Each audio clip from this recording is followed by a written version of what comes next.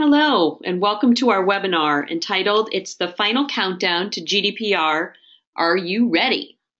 I'm Carol Gunst, Director of Marketing at Attunity, and I thank you for joining us. For those of you on our live webinar, you're on mute. If you have some questions, please type them in our chat window and we'll answer them at the end of the presentation today. We're very fortunate to have a great group of speakers.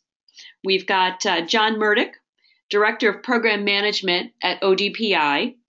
We've got Shrikant Venkat, Senior Director, Product Management at Hortonworks. We've got Mandy Chessel, Distinguished Engineer at IBM.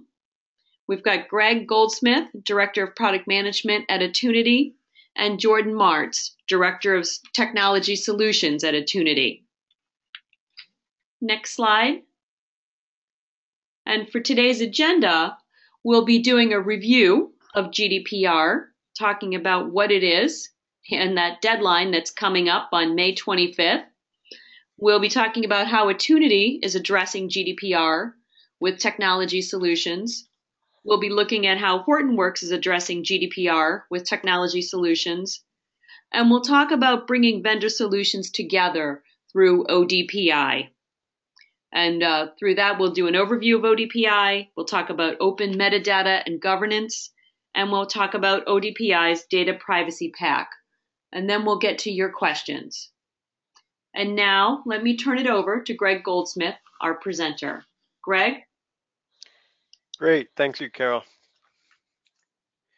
So to give a brief overview, the General Data Protection Regulation is better known as GDPR, is an extension of the personal privacy laws that are already in effect in the European Union, but they've been broadened quite a bit, as we'll see. So really the goal is to give citizens of the European Union greater control over the data that they are generating online and through transactions with businesses. Important thing to keep in mind is it doesn't matter if the company itself is in the European Union or not, it's just whether or not your customers are. So it really affects any global company, even those in the United States. But there's some pretty important changes to what's been in place before that's really bringing so much attention to GDPR and next week's milestone. So the first is that the definition of personally identifiable information has been expanded quite a bit, so to really encompass any personal information or any information that can be tied to the actions of an individual. So for example, the regulation doesn't just cover a customer's name, address, and social security number, but also the computer IP address or cookie ID that can be tied to one specific individual, whether or not it's their real world contact information is known to your company or not. And not only is it individual pieces of information that's protected, but it can also be the combination of facts that can be combined to single out an individual. So for example, knowing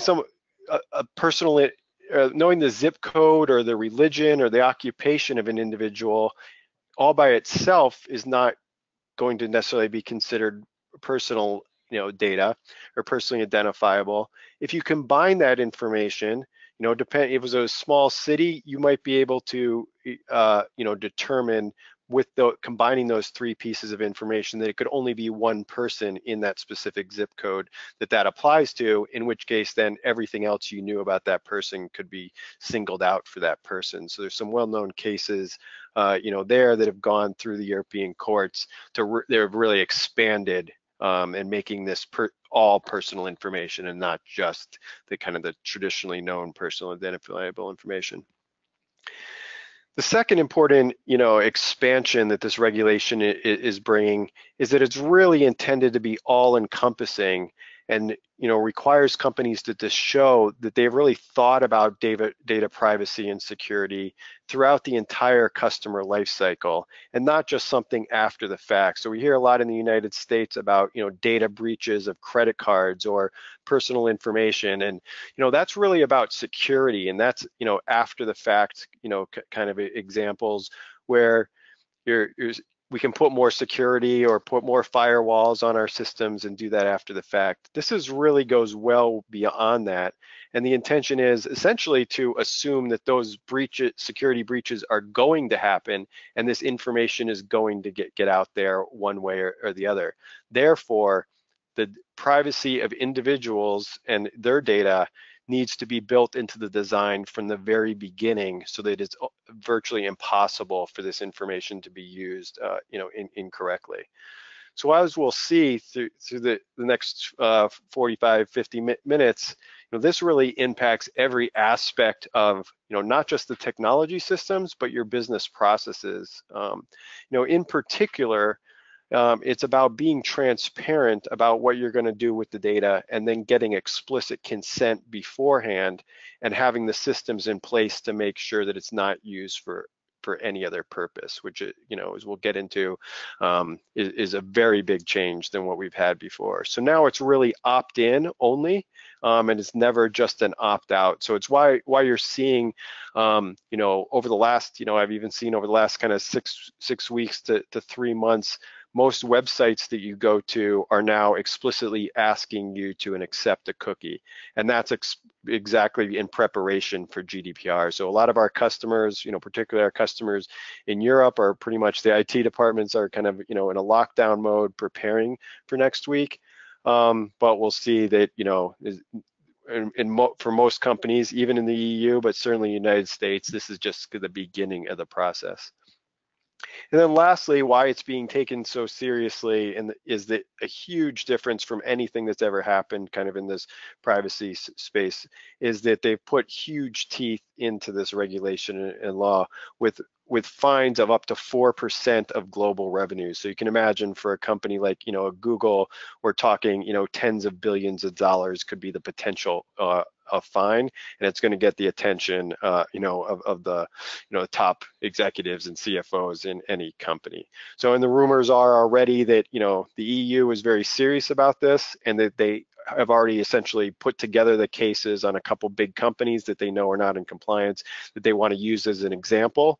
Then, and then, kind of giving companies that are a little bit, smaller and less well-known, more time to react to those kind of initial, first cases. So the GDPR really represents a sea change in how every organization handles and manages personal data going forward. It's really going to set the stage for, because the European Union is such a large market, it's not going to be practical for companies in the United States to, have different systems for, the United States, Asia, and Europe. And so people are believing that it's going to really affect the core of every system, going forward. And so the regulation itself is so large, it's really broken down into, over a dozen different articles, some of which have gotten more attention than others, but they're all very important. So really the different aspects are, individuals now have the right to access any of the personal data that is collected on them. That's definitely an area where, people are, most companies are behind on allowing individuals to see this data, as is a corollary to that is really the right to transfer your personal data from one organization to another, which is called data portability. So if you switch from, one store who's collected a profile on you to another, you theoretically have the right to get access to your data and then import it into kind of your new vendor's system. Another is the right to be forgotten, which gets a lot of attention, especially since it's unclear how it's going to work in practice. So what this means is, if you request, you can essentially demand that your personal information be erased from a company system, which can be more tricky in the case of more commerce-based systems. So if you are doing business with a company and you bought something from an online store, obviously they need to know your name and your address and your telephone number in order to deliver that product to you.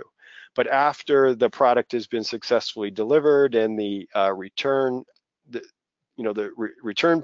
period has been passed, there's no longer a business reason of why that information still needs to be in the system. And just by having that data there, it's there to be stolen or misused or used for purposes like artificial intelligence that maybe the individual did not consent to. So because of this danger of misuse, you now have the ability to request that it be deleted, which is not what systems were built for when data is being kept for indefinitely, essentially, in modern data processing systems.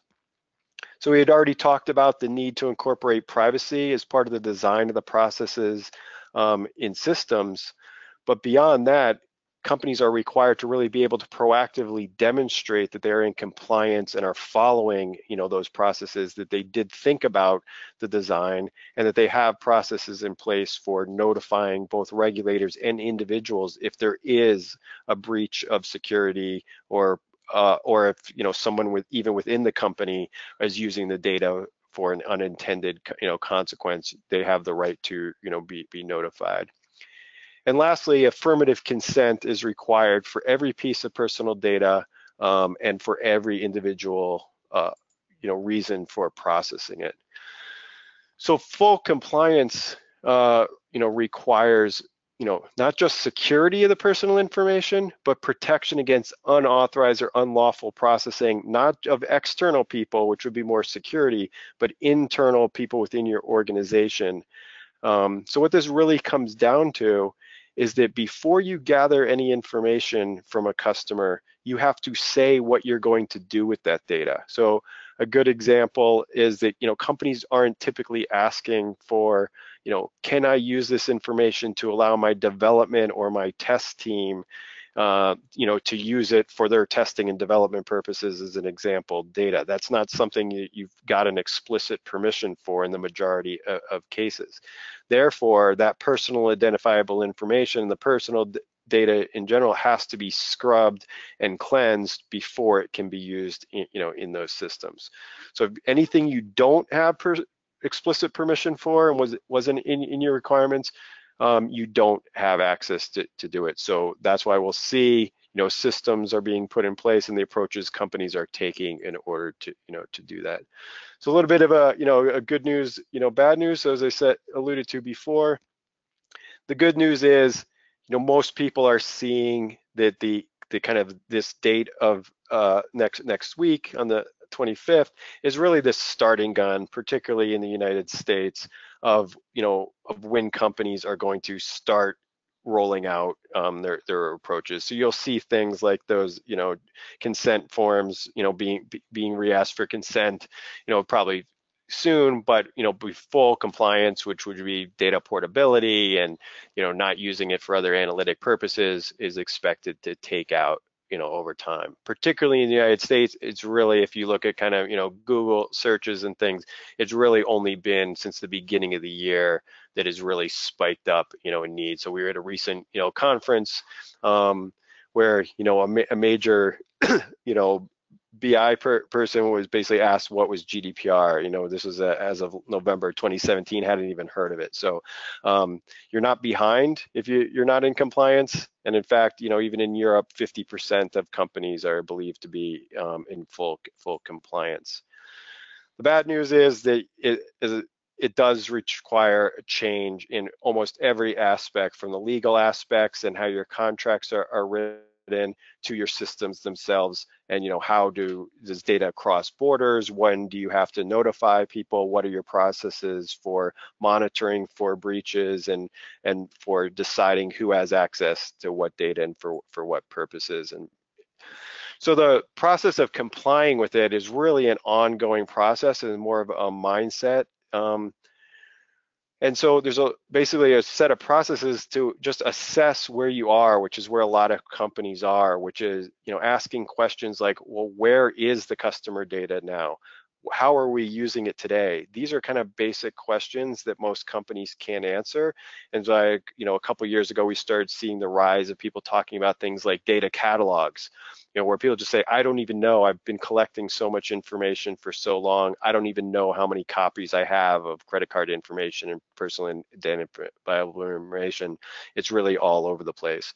Once you kind of understand, where you stand, then you need to start thinking from the business perspective, well, what do we really need this data for, and what's a nice to have? What do we want to get permission and consent for, which things do we, are we can we live without, kind of, notifying customers about, and then start thinking from the technology perspective.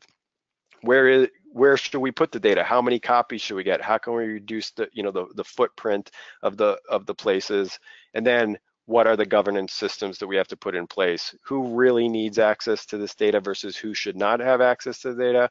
Again, the intention of the rule is to really be kind of, opt in. Don't give access to everybody inside your company. You have to have an explicit reason for every single person that accesses each piece of information and be able to demonstrate why it's a real business requirement for, meeting the needs of a customer. And then lastly, you need to monitor the systems of who was accessing this data. Are you in compliance, and be able to show this with your regulators. So I think the interesting and important thing about all of these questions in order to, kind of assess and plan for the GDPR and the risk around it is that none of these questions are answered by looking at the personal data itself. They're all answered by collecting and analyzing the metadata around the data and how that data is used in the real world and what are the usage patterns that describe that data, which is what metadata is. So, and beyond that, not only do you need to collect the metadata from a single vendor to answer these questions, but you really need to be able to combine the metadata from an entire customer lifecycle or an entire, data lifecycle. Combine that together to answer most of these questions. And no one vendor nowhere is one vendor the only vendor you have for touching all this data. So it's really the importance of metadata and the complexity of bringing together the metadata across vendors and systems, which is why Attunity has joined Hortonworks and IBM and many data vendors and their customers and industry players in joining the ODPi Foundation to make sure that going forward we can help our customers to adhere to these new regulations and share metadata throughout the systems. And with that, I'm going to hand it over to Mandy Chessel from IBM and John Murtick from ODPi. We're going to explain more about the role of metadata, how an ecosystem is growing around that, why the ODPi was created, and where it's going. And finally, how you can get involved. So with that, I'll hand it over to Mandy. Thank you very much. So that was a really great description of what GDPR is all about, and the thing to really take away is that it's all encompassing on all your digital work, and so we need to be able to understand information about your services, the data they used, who's involved, how this data is being used, and as Greg said, this is what we call metadata. And this is a word that sometimes people find very confusing, but we're probably actually familiar with metadata. So if you look at something like a digital photograph, what you find is that there's a load of properties about that photograph that were captured when the camera took the photograph, and it's sort of like, where were you? What was the time and the date? What was the camera lens settings set to? And all of this is metadata. All metadata means is data about data. And what's great about cameras, digital cameras today, is that this is captured automatically. And when you upload your photographs into some sort of photo library, that information flows with your photograph, and you can add extra descriptions and keywords and all sorts of things with it. But you're not restricted to using the photo library that comes with your camera, camera manufacturer's tool suite. You can actually upload it to any photo library you like, and that's because the metadata is standardized. And there are many standards for metadata, but they tend to be fairly narrow, and they cover a particular type of data. So here we've got photographic metadata, and there's other standards for documents and various other types of unstructured data. When you look at a business has lots of systems with structured data and various other data types. And the metadata is not always standardized, or there's many different standards. So one of the things that we're looking at doing is building a common integrated data standard system, so that basically allows you to describe all of your data, your APIs, how they should be governed, where they're being used. So you can cover that complete life cycle of the way that your business is working in a single coherent format. Now, when we look at tools today, whoops, we're going a bit fast. So when we look at tools today, there are many vendors who provide suites of tools, as Greg said, but most of them use their own proprietary format for metadata, and they've built a very rich set of tools that focus on a specific area. You know, and each tool, when you buy it, it comes empty. And so you then, as you use that tool, information about your data and your APIs is gradually introduced.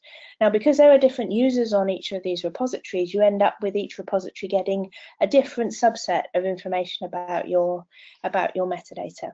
So what we need to do is to allow these tools to continue to work, but then be able to connect them together so that metadata can be shared, so that you can see that consistent full view of metadata across all of your tools.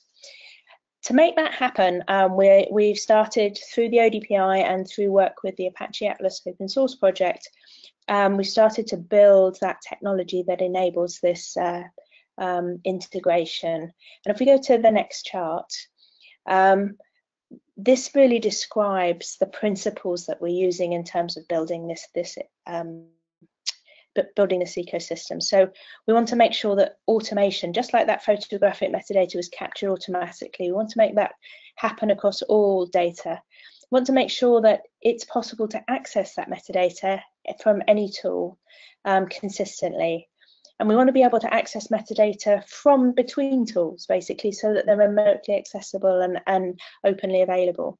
And then we want to be able to embed that into tools and where data is being accessed, to make sure that the rules around, say, the consent associated with the data is automatically driven from the metadata that we've captured across all the suites of tools that are in play at the time. And this is what we call the Open Metadata and Governance project. The aim is to work with vendors of data platforms and API gateways, as well as governance tools, to actually enable this across many vendor products. So we go to the next chart. The result is, as you see here, vendors still have their own repositories, but they're connected in a peer-to-peer network. And there are different open APIs that we've defined that enable different types of tools to interact. So we go to the next chart. Right, now this picture here shows the scope of the metadata that we've defined into our open metadata model. So you can see information about data assets, and this includes APIs, event feeds, as well as data stores. The glossary describes the meaning of things and how that's related. Governance describes the rules, the policies, the principles, the classifications for data. So this would include the consent management, as well as other types of rights management, as well as standard governance rules. Collaboration shows who's using data, feeding back on issues associated with that data. So this is basically the communication between the people using the data and the owners of the data. Models and reference data is describing common schemas to encourage developers to use the same schema across the organization to reduce cost. Metadata discovery is automatically discovered information about the assets, so looking for sensitive data, looking for different patterns or gaps in the data, and this is automatically discovered and added to the metadata catalog. And I think I've covered most of them now except for lineage. So lineage tells you where the data comes from. So you can demonstrate that you're taking data from appropriate sources for particular uses. And then the infrastructure piece allows you to demonstrate that your data is properly managed, it's on secure infrastructure and protected as it needs to be. Next chart, please. So that piece that I've described, that scope of metadata and the ability for repositories and other tools to exchange metadata is the work that we're doing through the Apache Atlas open source project. With the ODPi, we're focused very much on adoption. So, you know, here's some very good capability. With the ODPi, we're focusing on adoption, and there's two parts to this. One is to help vendors to adopt the open metadata standards, to make use of the Apache Atlas code in their products, so that they can become part of this communication network of metadata repositories. And then the other part is to help organizations get up and running with a governance program as fast as possible.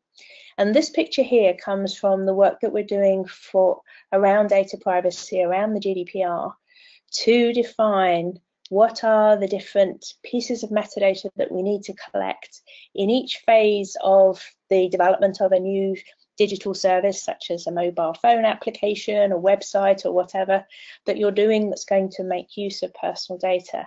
So here you can see things like as we think about a new offering, a new service, we need to think about the types of data values we're going to use and the impact on privacy that this offering could have. So this is the upfront planning. The offering development, where we start to look at what's the data processing description. So what are we actually going to do with data in this offering? And this becomes part of the consent management definition. Then as we put the offering into deployment, we need to basically ensure that we have the proper consent and data processing description. So when people sign up to the service, it accurately describes how their data is going to be used. The security certification is demonstrating that the offering is properly secured, and then we go into the process of actually a customer purchasing the service, using it, and then if there's an unfortunate data breach. So we're defining what the metadata looks like. We will add that to the open metadata definition and provide metadata to load into your repository that will help you get up and running with a privacy program, which will also include guidance on how to use these as different method type guidance. So all of that information will be available through the ODPi. It will be freely available and developed by privacy experts who are members of the ODPi themselves. We go to the next chart. This is just that same picture, but just starting to show how many different people are involved in the privacy process as we go through that lifestyle. So these are the types of people that will be able to consume the privacy pack that we've created for through the ODPi teams. We go to the next chart. Yeah, so here we have exactly what we're going to put into the data privacy pack. And as I say, this is work in progress. The GDPR has provided us with a lot of background principles for this pack, but there's plenty of scope for people if they'd like to contribute to the work that we're doing here. Next chart, please.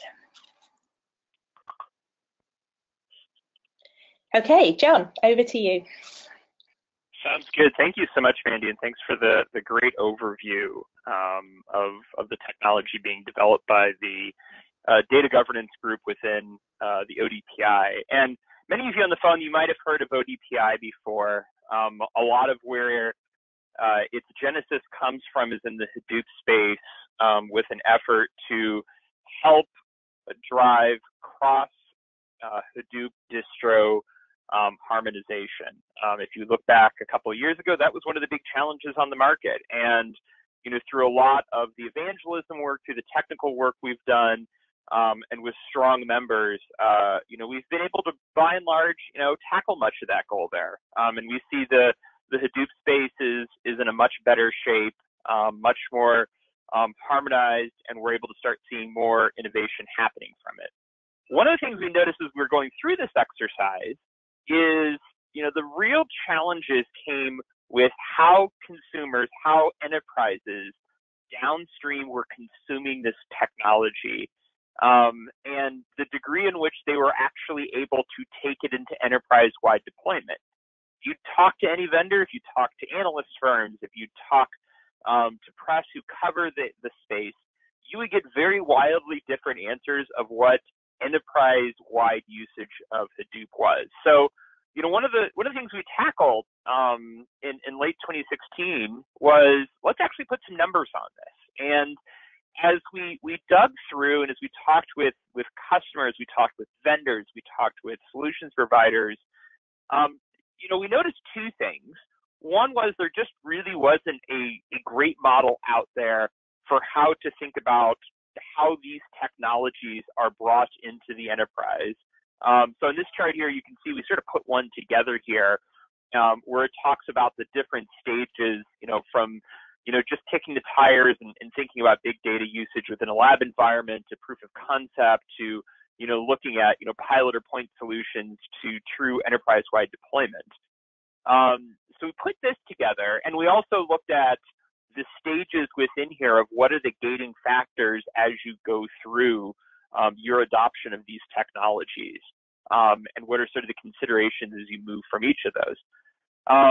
So as we were putting this together, we learned two things. One, there's a lot of folks that are more on the path to becoming enterprise-wide deployment versus truly there. But I think also, too, as we recognized, there were some key things as you got farther down the deployment train here that became really important.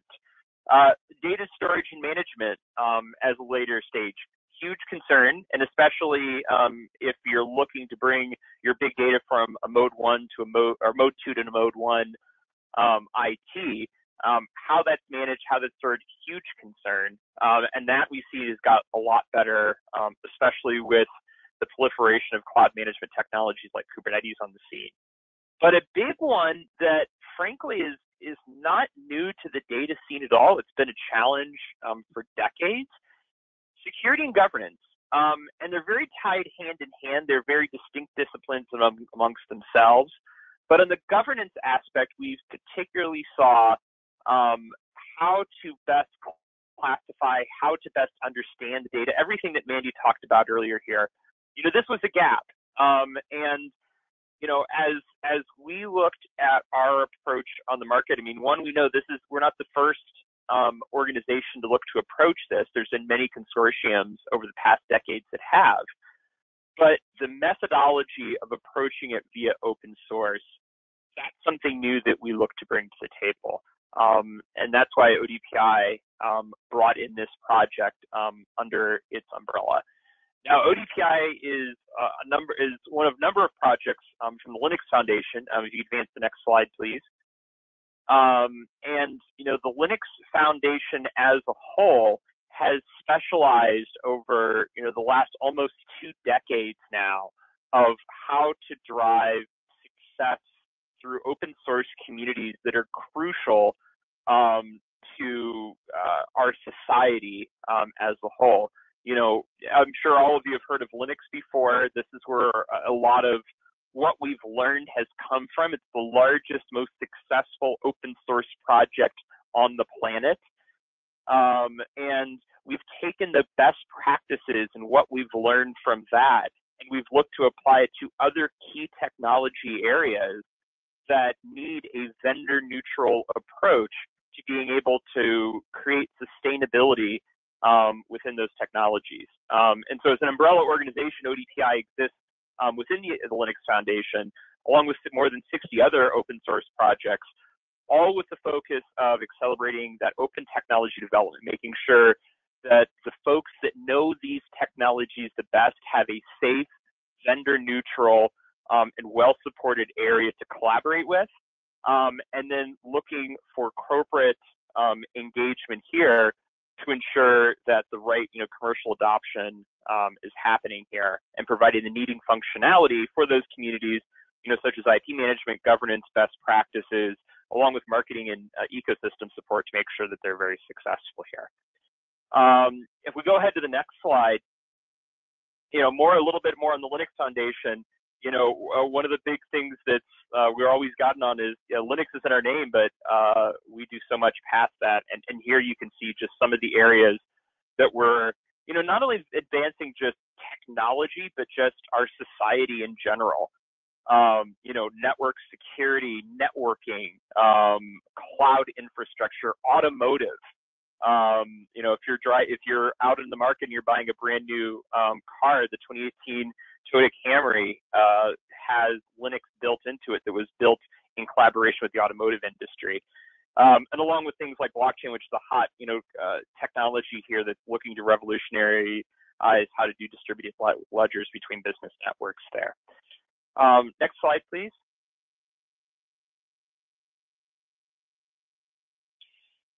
So what is the role of a foundation in an effort like this? And I love to use this slide here because it really encapsulates that a foundation is a piece of the puzzle, but it's a crucial one of how can the folks that know this space the best, how the folks that have the subject matter experts, the technologists, the developers, how can they work together?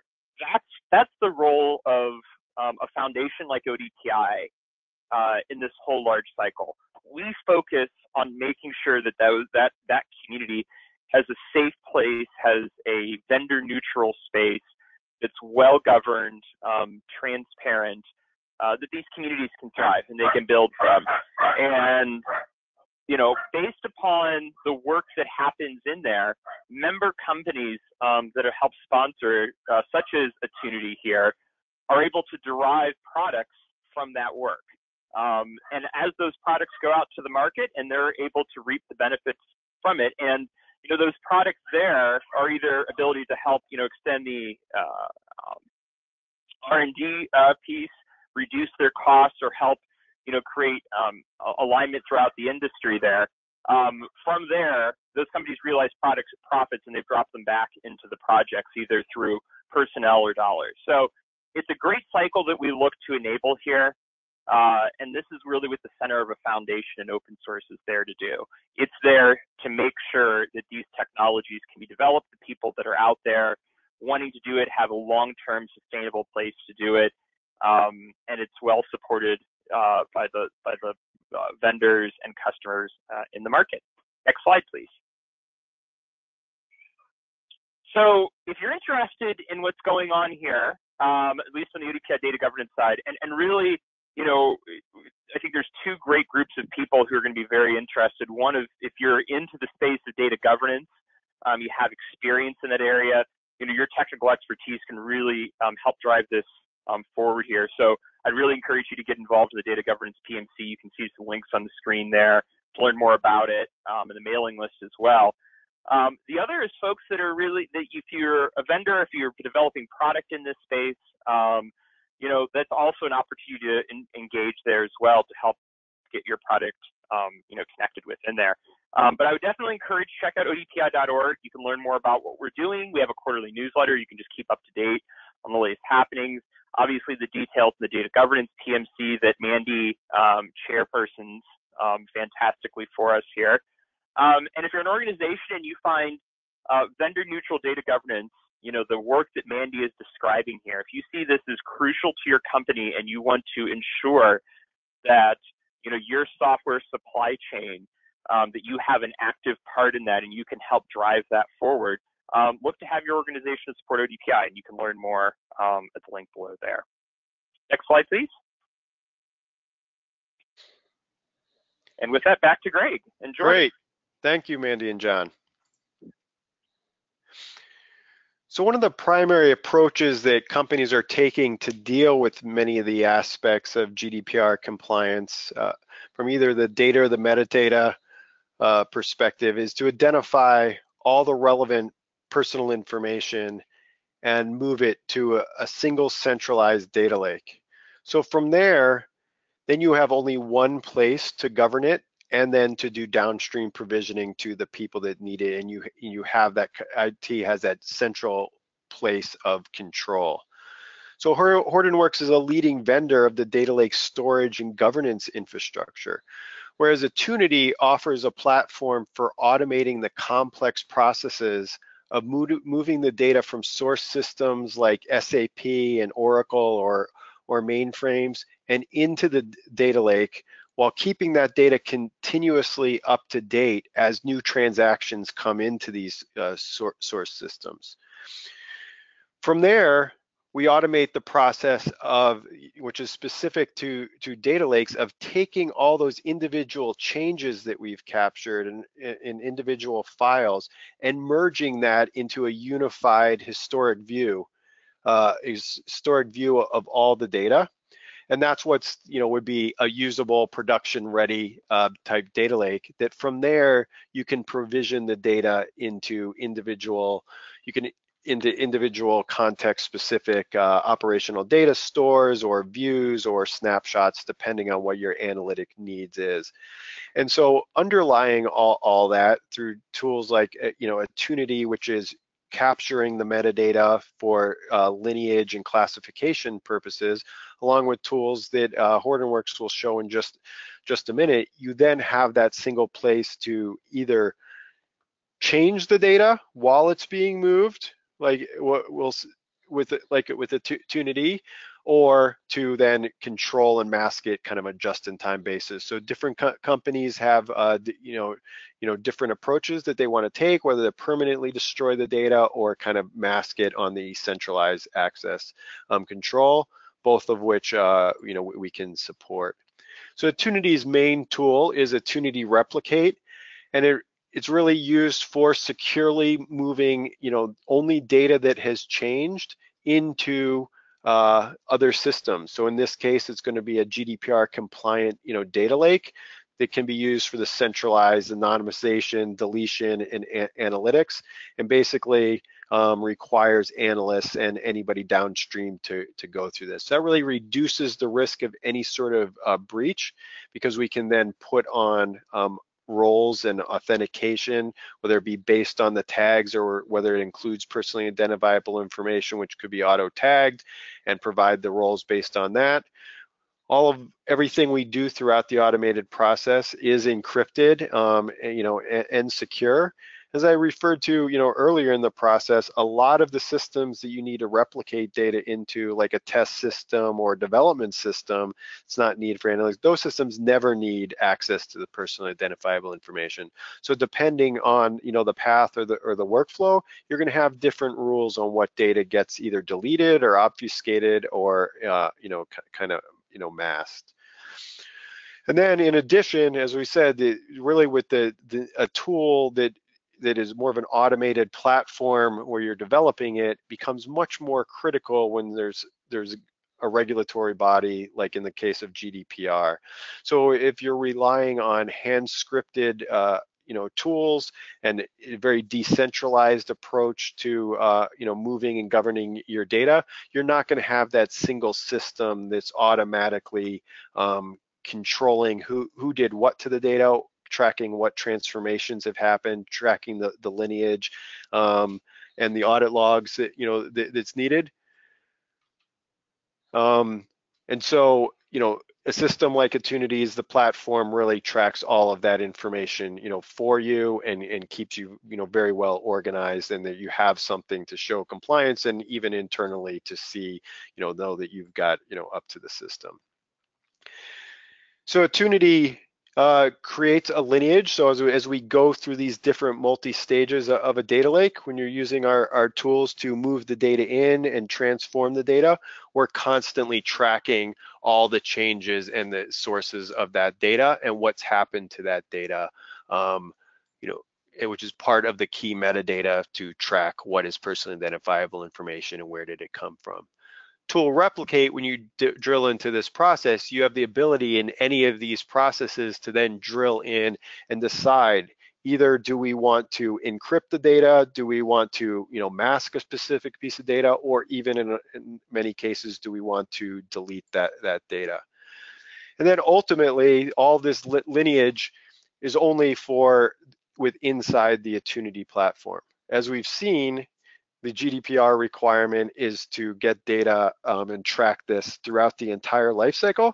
So as we've moved it into a tool like Hortonworks or other tools that might, like IBM, that might need access to understanding how did this data get into the lake, how did it get classified as personal data in the first place, we need to transfer all that data to a tool like Apache Atlas or another metadata catalog in order for them, so that data can be combined and that metadata can be combined for what they use it for downstream, which is then outside of the scope of the replication that Attunity has performed.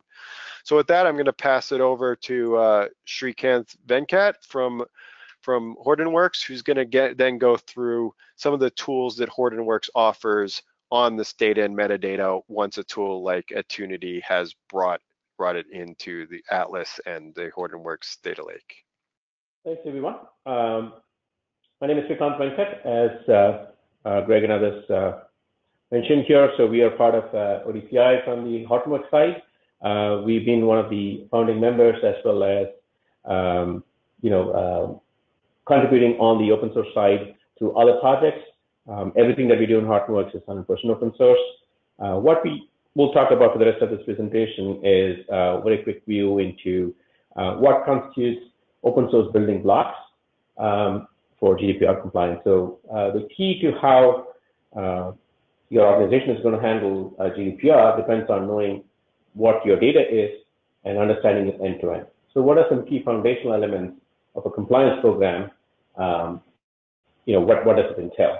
Then what we see here is an approach that we built based on the open source technologies that we've been furthering over the past several years, as well as through consortium efforts such as the ones that we spoke about with Linux Foundation and others. So the idea here is that we want to start with being able to identify and classify personal data. We want to be able to understand whether it's a trusted source, so we need to understand the lineage, we need to understand the provenance, and then be able to also understand if you touch a piece of data, what is impacted. So that is your impact analysis area. You need to be able to classify the data and then have to do this across either single data lake or multiple data lakes. Requires centralization, and centralization also gives you the ability to inspect the different types of data access and be able to monitor that, as Greg briefly alluded to in the earlier part of the presentation. And all of this also dovetails into the security angle, which means anonymization, pseudonymization of the data in a big data context especially becomes very critical. And in a compliance data lake set of environment where multiple data streams are ingesting data continuously or in batch mode into an environment such as a data lake, you want to be able to do this at scale, which requires automation for how you use this data, how you comply with all of the security and privacy constraints around it. Also have other abilities, the enterprise abilities around retention, recovery, etc. So what we wanted to kind of share with you is this set of investments here in the open source technologies that we've been furthering over the past several years, and a more recent open source offering that we just announced about a month ago called Data Steward Studio. So what you see in this picture here is in a data lake environment, we have storage and compute disaggregated here. So we have CFS, Yarn. These are things that have been run for 10 plus years now, fairly stable, mature. And then on top of those, through the open source projects via Apache, we've been furthering security and governance areas, specifically through Apache Atlas for metadata and governance areas, and Apache Ranger for security audits, authorizations, etc. Then what we're trying to build on top is this open source platform called Data Steward Studio that we'll look at, that can help you understand your data end to end and also satisfy some of the requirements and provisions that you see on top around GDPR, around consent, data discovery, right to be forgotten, etc. We also have in the open source area, we have Apache Metron, which is cybersecurity and breach notification tooling that can help with some of the breach notification requirements around GDPR. Okay. So what does it mean when we talk about understanding your data? Understanding your data means you need to know where the data is located, what is it about, the subject matter or domain, who's the owner of this data, who has access to it, who has accessed it, why was this data collected, very important from a consent purpose perspective, and when was it collected, when was it accessed, and is there proper consent collected, is there a legal basis for processing this data. So all of these are very, very important things in the light of GDPR as you begin to understand your personal data. And without that understanding, it's not possible for you to put the right controls in place or prove to the regulators that you have taken the appropriate technical and organizational measures that GDPR requires for you to be compliant with the regulations. Data Steward Studio, we'll talk about this a little bit, and then we'll walk through a scenario and show you the live software as to how some of this can be affected through this environment. Data Steward Studio builds upon our investments in Apache Ranger, Apache Atlas, and multiple Apache open source products, and is part of our data plane software platform. And it helps you with several of these capabilities that you see here, being able to discover and fingerprint data. This is through profiling and sensitive data analysis, and being able to organize and curate this data through what are called asset collections that let you group different types of heterogeneous data together. Being able to search this data through a robust data catalog, which is where Apache Atlas and all of the open metadata work is going to come in. And then the catalog is only as useful if you don't have smart search around it. So we'll see some of the capabilities on search. And then the foundation for all of this is with Apache Atlas and Apache Ranger, which provide you this chain of custody picture around data lineage and impact, and Apache Ranger around data and metadata security, specifically around row filtering, column masking in a structured context, as well as other things such as encryption and key management, and other areas around data protection. Okay, so that is the Data Steward Studio. To kind of make this real, we're going to talk through a quick scenario. So we have a bank and insurance sort of conglomerate here called Hortonworks Bank. They have clusters or data lakes in multiple data centers sitting across the world. So some in Europe, some in the US. They also have data lakes in the cloud, Amazon or Azure. They ingest all kinds of data, as Greg mentioned in the previous path. They ingest data from different types of systems, CRM, marketing, demographics, point of sale, etc. And through multiple channels, they interact with their customers. So there's data coming in from all of these areas.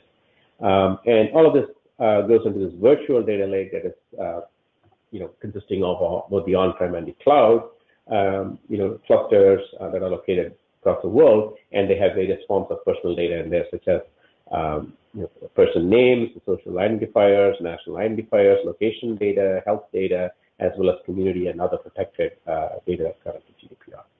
So we'll now very quickly dive into a demo and show you how we can see all of this through Data Steward Studio. So Data Steward Studio is part of our data plane offering. So in this case, we're going to look at this through the lens of a data steward called Michelle, who's part of Hortonworks Bank. She logs in, and then you can see that she's shown here all of the data infrastructure that is joined to this data plane service instance, and she can now see that there are two clusters here, one in Prague, one in Dublin. The one in Prague is having some issues, so the one in Dublin, she wants to go look at what kind of data is there. And she navigates into Data Steward Studio, and there are several views here that she can look at. A lot of the information that you see presented here is coming from Apache Atlas, Apache Ranger, and we'll kind of dive through this to kind of show you how we can affect some of the things that GDPR requires. She wants to now understand, let's say, the data is sitting in the Dublin cluster. I'm going to shift over here and show you. I have time to paint since I'm on VPN. So there's a dashboard here that shows you all of the assets within the data lake, and it shows you the rate of addition of the assets within the data lake. In this case, it's a lot of height tables, very large tables here. And there are different profilers that go automatically classify data, and they give you a summary of how much of the data is sensitive and how much of the data has been added over what period. You can get interesting summarizations around who are the top users and how have these been accessed. You can further group the data into what are called asset collections, and we'll look at one which has personal data in here. So in this case, this asset collection has a certain number of tables. There are profilers that have come out of the box in data plane, and these show, for example, how many of the tables that are in this particular asset collection have sensitive data, and what are the different types of sensitive data. In this case, we see the UK national identifier is in one table, telephone is in another table, etc. And then we have social security numbers, emails, credit card numbers, names, etc. And then there's we also get visibility into who are the top users that have access to this data over time, as well as what type of queries they're running. So this will help you understand the usage context of a piece of data. And you can also see the sensitive data access patterns over time and summaries around those. There's also collaboration features, which Mandy and Greg mentioned, which are very critical. So you can now have rating of these features, and you can also favorite and personalize this data set according to your needs. Within a data asset collection, which has multiple tables in this case, we'll go now explore what you can see with a given data asset collection within a given data asset. So in this case, I'm going to navigate into a customer table. This is potentially being moved from a CRM system via Attunity into Hortonworks, one of the HCP clusters, in this case, the one that's sitting in Dublin. And we see lots of interesting information on this one page for all of the data about that single table. So there are different types of profilers that are running in the background. You can schedule these to run on demand and as needed. And they do different things such as classifying this data to determine where sensitive data is actually located in the cluster. They give you lots of interesting contextual information about the structure of the data, how many rows and columns, and how many of the columns are sensitive. Gives you a complete lineage picture. For example, if you're going to use Attunity to bring this data into the data lake, you will see a lot of information about, all the different steps and all the metadata associated with each of these steps and the intermediate formats, etc. You see a lot of information here about who are the top users, so you can now understand how is this asset, individual asset, which is a Hive table, being used within this environment.